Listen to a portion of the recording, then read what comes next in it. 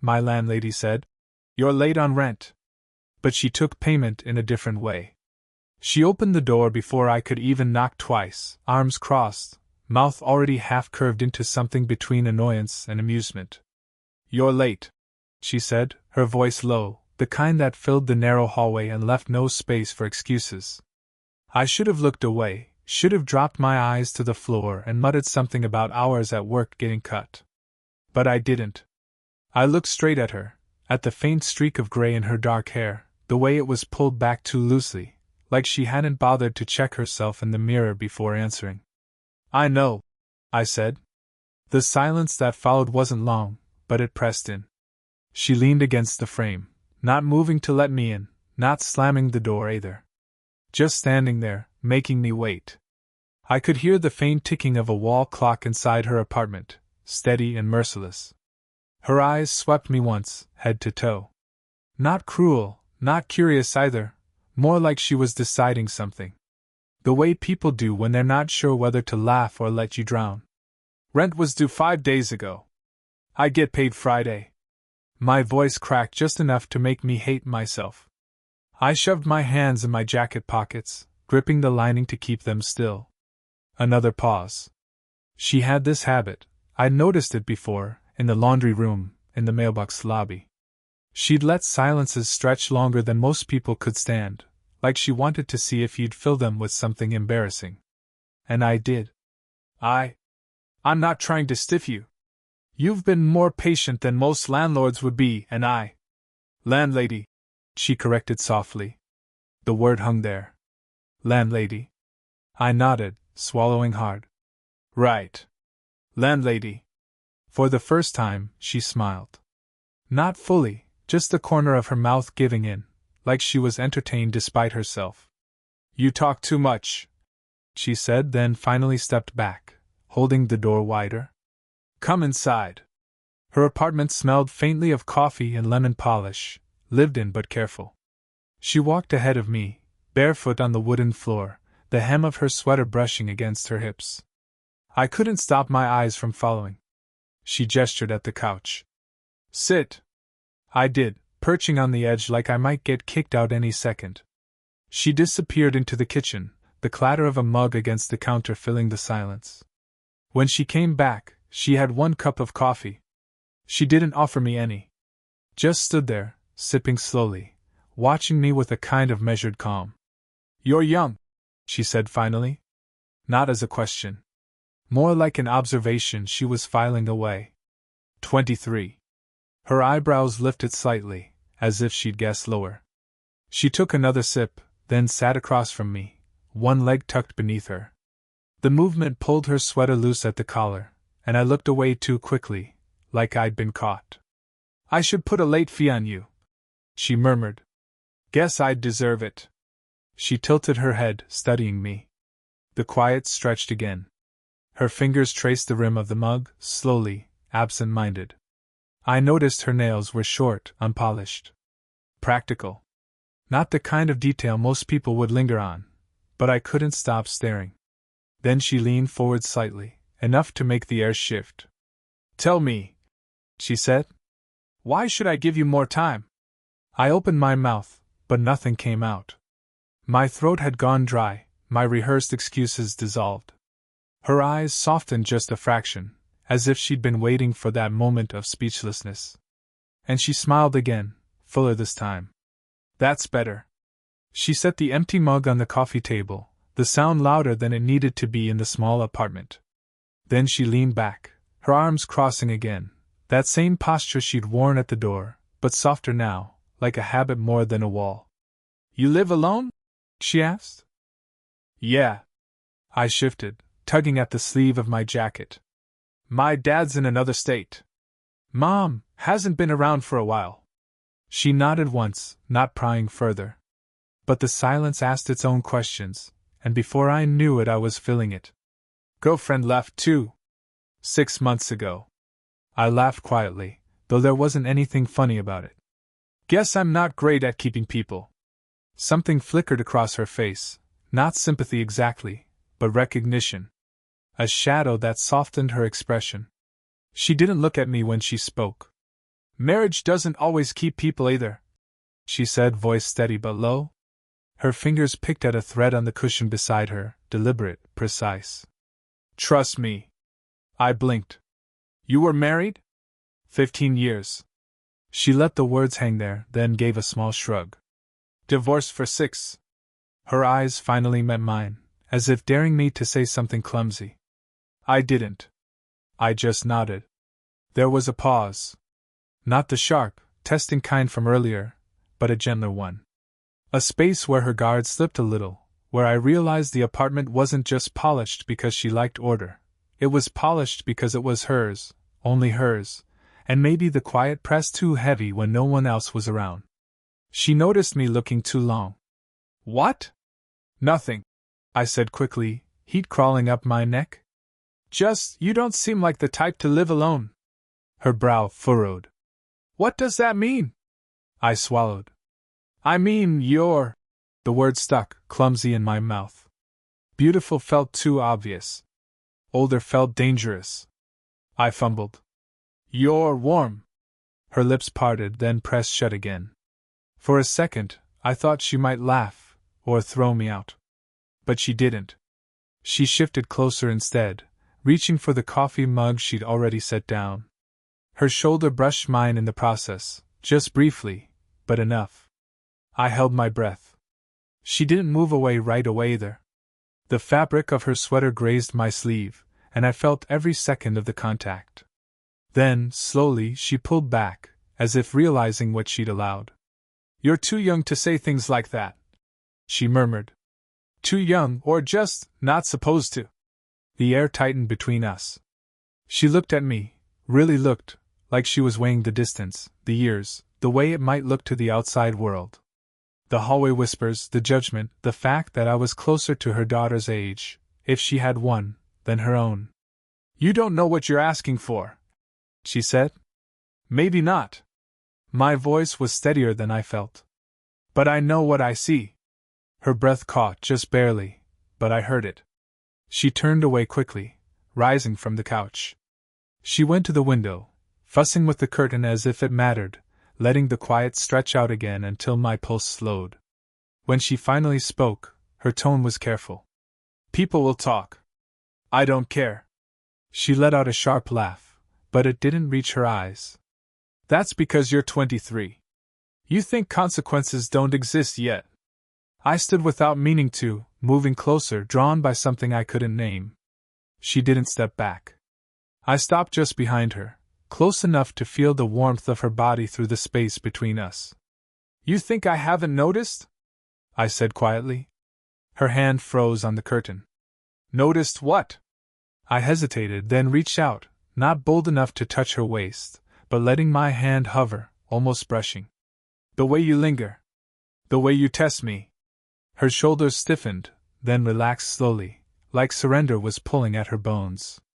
She turned, just slightly, enough that her breath brushed against my cheek. The closeness made my chest tighten, made every word seem dangerous. You should go, she whispered. But her hand lifted at the same time, her fingers grazing my forearm. Light, fleeting, not enough to be an accident. The touch lingered only a second, but it was enough to bind the silence that followed. Neither of us moved. The night should have ended when she told me to go. It should have ended with the brush of her hand on my arm and the silence that followed. But I didn't move, and neither did she. We stood too close by the window, the dim glow from the street lamp cutting across her face, softening every line. Her breath lifted the air between us, slow, steady, careful. Then a knock shattered it. Both our heads snapped toward the door. She stepped back instantly, smoothing her sweater like she'd been caught in something illicit. My pulse kicked hard. Another knock. Louder. Mrs. Rivera? A voice, a man's, older, impatient. You left your lights on in the garage again. She pressed her fingers against her temple, muttering something under her breath. Then louder. Thank you, George. I'll get it later. A pause. Then footsteps retreating. Her eyes cut to me, sharp, warning. See? She whispered. That's what I meant. I swallowed hard, still hearing the echo of George's voice through the door, the too near possibility of discovery. We weren't doing anything. Her lips twitched, not quite a smile. That doesn't matter. People see what they want. The room went quiet again, but not safe quiet. My chest was tight, my body still thrumming from how near we'd been. She turned back toward the window, maybe to end it. But I stepped closer before I thought better of it, close enough that the curtain brushed against my arm. You were going to let me, I said softly. Her head tilted, just enough to catch me in her peripheral. Let you what? I exhaled through my nose, half a laugh, half defeat. Don't make me say it. Her eyes lingered on me for one beat too long, then dropped. That's exactly why I can't. But she didn't move away. Her hand rested on the sill, and mine drifted near, so near the heat of her skin bled into mine. The urge to close that space was unbearable. I could almost feel what it would be like to lace my fingers through hers, to break through whatever thin line she was still holding. A buzz cut through the air, her phone, vibrating on the coffee table. She stiffened, pulled back just enough to break the tension, and crossed the room quickly. I stayed rooted, heart racing. She checked the screen, thumb hovering. I couldn't see the name, but the way her jaw tightened told me enough, someone who still had a claim, or thought they did. She silenced it without answering, then set the phone down harder than necessary. When she looked back at me, her face was guarded again. This is the part where you leave. But I shook my head. This is the part where you tell me why you keep pulling me close, then pushing me away. Her lips parted, then pressed shut. She gripped the back of the couch, knuckles white, like holding on to something solid might steady her. I crossed the room slowly, step by step, until I was right there again. Close enough to see the small scar by her jawline, close enough to smell the faint trace of her perfume. You think I don't feel it? I whispered. She closed her eyes, just briefly, as if that might stop her from answering. And when she opened them, we were too close. Her hand lifted, hesitant, hovering near my chest, then dropping before it touched. The almost touch was worse than anything else. Her breath brushed against my mouth, not quite a kiss, not quite not. We can't, she murmured. Then why does it feel like we already have? The silence after that was electric, dangerous, impossible to step out of. Neither of us moved away. I don't know who moved first. Maybe it was me, maybe her. But the distance between us dissolved in a way that couldn't be written off as accidental anymore. Her hand was still braced against the back of the couch, but I reached up, slow, deliberate, until my fingers hovered near her cheek. She didn't flinch. When I finally brushed a loose strand of hair back from her face, the contact was feather-light, but my whole body reacted like I'd touched fire. She let me. Her eyes closed for half a second, a surrender, or maybe a slip. When they opened again, they were darker, searching mine like she wanted me to say something that would make the choice for her. You shouldn't, she whispered. Neither should you, I said. For a beat, either of us breathed. Then she shifted, so close her shoulder grazed my chest. The weight of her leaning against me was subtle but undeniable, like her body had betrayed her even if her voice wouldn't. I bent slightly, enough that my mouth hovered near her ear. Tell me to stop, I whispered. Her inhale was sharp, unsteady. You don't understand the mess this would make. Then why are we standing here like this? Her silence was the answer. I could smell the faint citrus of her shampoo, feel the warmth of her breath against my neck. My hand lingered just at the edge of her jaw, the pad of my thumb tracing the line without fully claiming it. Every second stretched too long, too dangerous. You're 23, she said again, but softer this time, as if the words were losing power. You've got an entire life ahead. I'm not supposed to be part of it. I leaned closer, so close my lips almost brushed the shell of her ear. But you already are.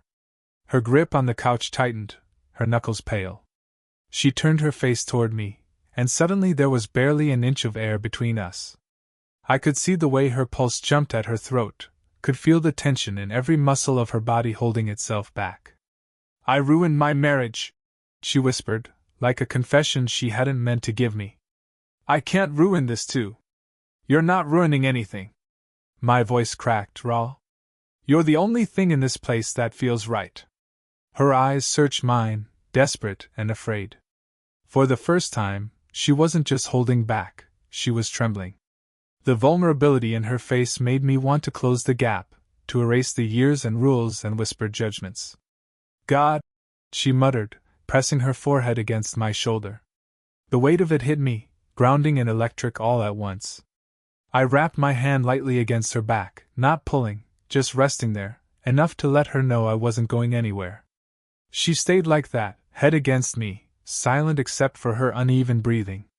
When she finally pulled back, her face was inches from mine. Do you have any idea? She said, voice trembling.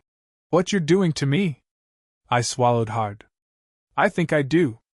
Her lips parted, and my body moved on instinct. I leaned in, slower than I ever had, giving her every chance to stop me. She didn't. My nose brushed hers. Her breath hitched. Her mouth was right there, one heartbeat away. And then, the space between us vibrated, charged, a half-second from breaking. My mouth hovered over hers when a sound cut through the air, faint, muffled, but sharp enough to snap her head around. Her phone again. But this time she didn't silence it. She froze, staring at the screen on the coffee table like it had burned her. I followed her gaze. A name lit up the glass. Daniel. She didn't answer. Just let it buzz, her hand pressed tight against her stomach. I thought she might explain, might wave it off as some distant friend, but she didn't. When the call ended, the silence left behind was worse. I swallowed. Who's Daniel? Her eyes snapped to mine, guilt flashing too raw, too quick. She shook her head. It doesn't matter. Yes, it does. My voice came out harsher than I meant. She moved past me abruptly, brushing my shoulder on the way. The contact was small, but it set off sparks, confusing and sharp. She stopped at the window again, her back to me. I told you I was divorced, she said finally. I didn't tell you everything. My chest tightened. So tell me now. Her shoulders rose, fell. Daniel was my ex-husband. The words weren't a surprise, not really. But the way she gripped the curtain until the fabric twisted told me the story wasn't finished. He still calls, she added. Still thinks. She stopped, biting down on whatever word was about to escape. Still thinks what? That I'm his, in some way. That he gets to check in, to remind me of all the ways I failed him. Her voice cracked on that last part. She pressed her lips together, hard, then dropped the curtain and turned back to me. Her eyes were wet but fierce. And now you. Standing here. Making me feel. She broke off, shaking her head like the words were too dangerous. Making you feel what? My own voice shook. Her laugh was bitter, quick. Like I'm alive again. And that terrifies me. I stepped closer without meaning to. My hand brushed her wrist, gentle, testing. She didn't pull away, but her whole body stiffened, caught between fight and surrender. You think that's wrong? I asked. Her breath came shallow. I think it's a mistake. I trailed my fingers lightly down her arm, just enough to make her shiver. Then why aren't you moving? Her eyes closed, and a tear slid down her cheek. She wiped it away fast, angry at herself. Because I don't know how to. The admission hit harder than I expected. I wanted to hold her, kiss her, erase the years of doubt etched into her. Instead, I just stood there, inches away, trembling with restraint. You're scared of him finding out, I said softly. I'm scared of everyone finding out. Her voice cracked again, then steadied. Do you understand what this looks like? Me, 45. You, barely older than my daughter would have been, if I'd had one. People won't see you as grown. They'll see me as desperate. The words stung, but I didn't step back. I don't care what they see. You will, she whispered. Silence pulsed. Heavy, fragile. My heart beat so loud I thought she'd hear it. Then, almost without thinking, she brushed past me again, close enough that her hip grazed mine, her hair swept my jaw. The contact left me unsteady. She stopped near the door, gripping the handle like she might throw me out. But she didn't open it. She leaned her forehead against the wood instead, her shoulders heaving once, twice. Finally, she spoke, voice raw. If you stay, if we do this, there's no going back. I moved toward her, slow, deliberate. My hand hovered just behind her back, close enough to feel her heat, not touching yet. Then maybe, I said, my throat tight, we shouldn't go back. She turned her head, just slightly, enough for me to see the shine of her eyes in the dim light. Her lips parted, like she was about to argue, or give in. And in that breathless, breaking moment, the decision loomed, impossible to avoid. Her forehead was still pressed to the door, her shoulders rigid like she was holding back an earthquake inside her. I hovered close, one step behind, the heat of her body bleeding into mine even though we weren't touching. You should go, she whispered, the words brittle, breaking. Do you want me to? My voice was low, steady, though my chest ached. Her hand tightened on the doorknob. She didn't answer. I reached out, slow, hesitant, and let my fingers graze her wrist. The contact was small, but her whole body reacted. A tremor ran through her, sharp, involuntary. She turned finally, her back pressed to the door, her eyes locking onto mine. We were too close. The air thickened, filled with the sound of our breathing. Her chest rose and fell quickly, my own pulse hammering in sync. I could see every detail, the faint lines at the corners of her eyes, the way her lips parted just slightly, as if she'd been holding back for years and was about to break. This is wrong, she said, but her voice shook, softer than a plea. Then stop me, I whispered. Her eyes searched mine, desperate, torn. But she didn't move. So I leaned in, slow enough to give her every chance to turn away. My hand slid up to her jaw, tentative, trembling, my thumb brushing the line of her cheek. She closed her eyes. And then she kissed me. It wasn't polished, wasn't planned, it was raw, uneven, almost angry in the way she pressed against me, like all her restraint had finally given out at once. My hands framed her face, hers gripped my shirt like she was holding on for air. When she pulled back, her breath came in broken bursts. Her forehead pressed against mine, our noses almost touching, our mouths still tingling from the collision. You don't know what this means, she whispered, eyes shut tight. Yes, I do. My words came out rough. It means I'm here. With you. Not afraid. Her laugh cracked, half a sob, half relief. You're a fool. Maybe. I smiled barely. But so are you. Her hands loosened on my shirt, sliding down, then curling back in as if she couldn't quite let go. The silence between us was heavy, but no longer empty. It was full, charged, undeniable. For the first time, she stopped fighting it. Her eyes opened, and I saw it, the surrender, the clarity, the acceptance of what we were standing in. Not perfect, not simple, but real. You're going to make my life very complicated, she said softly. I shook my head, brushing my thumb across her cheek again. Or maybe I'll make it honest. Her lips curved, the faintest smile, fragile but true. She let out a long breath, her body finally relaxing against mine, like she'd been holding herself in for years and could finally let go. We stood there, pressed together in the quiet, the world outside forgotten. And in that moment I knew, we both knew. There was no going back, and maybe that was the point. We had chosen. The kiss still lingered between us, its echoes softening the silence. For the first time all night, neither of us seemed in a rush to fill the space with words. We just breathed close, like two people who had finally stopped pretending they weren't caught in the same pull. She leaned back against the door, her hands still clutching the fabric of my shirt. Her grip loosened, fingers brushing against my chest instead, absent-minded, like she wasn't ready to let go but didn't need to hold on so tightly anymore. I don't know how to do this, she admitted, her voice quieter than I'd ever heard it. Neither do I. I let out a shaky laugh, running a hand through my hair. But I want to try. Her eyes softened. Not the guarded stare I'd seen at the start, not the wary measuring look she always wore in the hallway or the laundry room. This was different. Naked. Human. "You're too young to understand how much this could hurt," she said, though it didn't sound like a warning anymore. More like a memory she was speaking out loud. "Maybe," I said, inching closer again. "But I'm not too young to know what it feels like to finally want something that matters." Her lips pressed together, trembling faintly. I reached for her hand, slow, giving her time to pull away if she wanted. She didn't. Our fingers threaded, her palm warm against mine, and she let out a long, unsteady breath. "You're stubborn," she whispered. I smiled. "So are you."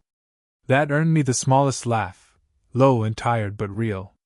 She leaned her forehead against mine, and for a long moment, we stood there like that, no words, just the quiet rhythm of our breathing, the simple closeness neither of us had dared before. Her thumb brushed over my knuckles, absent but tender. I felt the tension leaving her body, the weight of hesitation loosening at last. "I thought I'd already lived through the part of my life where someone could look at me this way," she said softly. "Then maybe this is the part where you realize you were wrong." Her eyes glistened, but she smiled, genuine now, free of the bitterness that had shadowed her before. She pressed her lips gently against my forehead, not rushed, not desperate, but steady, grounding. A kiss that felt like trust. When she pulled back, her hand lingered against my cheek. "You make everything harder. Or maybe easier," I countered. She didn't argue this time. She just let her body relax into mine, her head resting against my shoulder. I wrapped my arm around her, holding her close, not as a secret, not as a mistake waiting to happen, but as something real. Something chosen. The clock ticked on the wall, steady and quiet. Outside, the world went on, people carrying groceries, locking cars, calling goodnights. Inside, it was just us.